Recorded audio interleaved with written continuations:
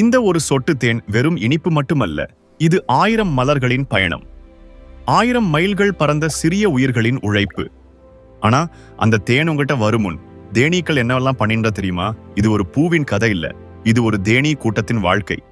ஒரு தேனீ ஒரு நாளில் 5 முதல் 8 கிலோமீட்டர் வரை பறக்கிறது. அது ஒரு பூவை மட்டும் சந்திப்பதில்லை, ஆயிரக்கணக்கான மலர்களை தேடி அலைகிறது. ஒவ்வொரு மலரிலும் உள்ள மிகச் சிறிய தேன் துளிகளை அது தன் நாக்கு போன்ற ப்ரோபோசிஸ் மூலம் உறிஞ்சுகிறது. இந்த நுட்பமான செயல் தேனீயின் அசாத்திய திறனுக்கு ஒரு சான்று. உறிஞ்சப்பட்ட தேன் தேனீயின் வயிற்றுக்குள் செல்வதில்லை, அது தனியாக தேன் பை எனப்படும் ஒரு சிறப்பு பையில் சேமிக்கப்படுகிறது. இது தேனை கூட்டிற்கு எடுத்துச் செல்ல உதவும் ஒரு தனி சேமிப்பு பகுதி. கூட்டிக்கு வந்தவுடனே சேகரித்த தேனை ஒரு தேனீயிடமிருந்து இன்னொரு தேனீக்கு மாற்றுகிறது. இந்த செயல் பலமுறை தொடர்கிறது. இந்த பரிமாற்றத்தின் போது தேனில் இருக்கும் நீரளவை தேனீக்கள் குறைக்கின்றன.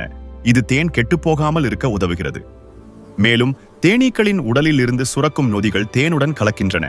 இது தேனின் நொதிப்பை தடுத்து அதன் ஆயுளை அதிகரிக்கிறது.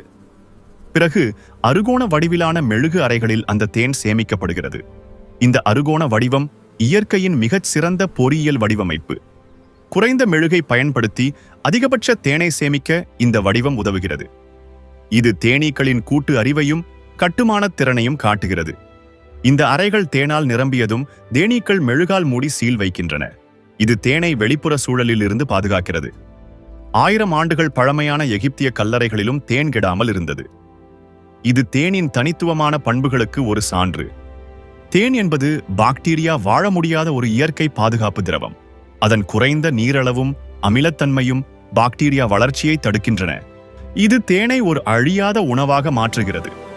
இயற்கையின் இந்த அற்புதம் தேனீக்களின் உழைப்பால் மட்டுமே சாத்தியமாகிறது. அடுத்த முறை தேன் சாப்பிடும்போது அதன் இனிப்பை மட்டும் நினைக்காதீர்கள். அதற்கு பின்னால் இருக்கும் 1000 சிறிய உயிர்களின் ஒற்றுமை, உழைப்பு, தியாகம் ஆகியவற்றை நினைவில் வையுங்கள். ஒவ்வொரு தேனீயும், ஒவ்வொரு மலரும், ஒவ்வொரு கூட்டின் அறுகோண அமைப்பும் ஒரு பெரிய சுற்றுச்சூழல் சங்கிலியின் அங்கம். அவை இல்லாமல் நம் உலகம் வேறு மாதிரியாக இருக்கும். இந்த ஒரு சொட்டு தேன் வெறும் உணவு மட்டுமல்ல, அது இயற்கையின் ஒரு பாடம், கூட்டு உழைப்பின் மகத்துவம். இந்த கதை உங்களுக்கு ஒரு புதிய பார்வையை கொடுத்திருந்தால் லைக் செய்யுங்கள். இயற்கையை நேசிப்பவர்களுக்கு ஷேர் செய்யுங்கள். மேலும் இப்படியான ஆவணப்பட கதைகளுக்காக சப்ஸ்கிரைப் செய்ய மறக்காதீர்கள்.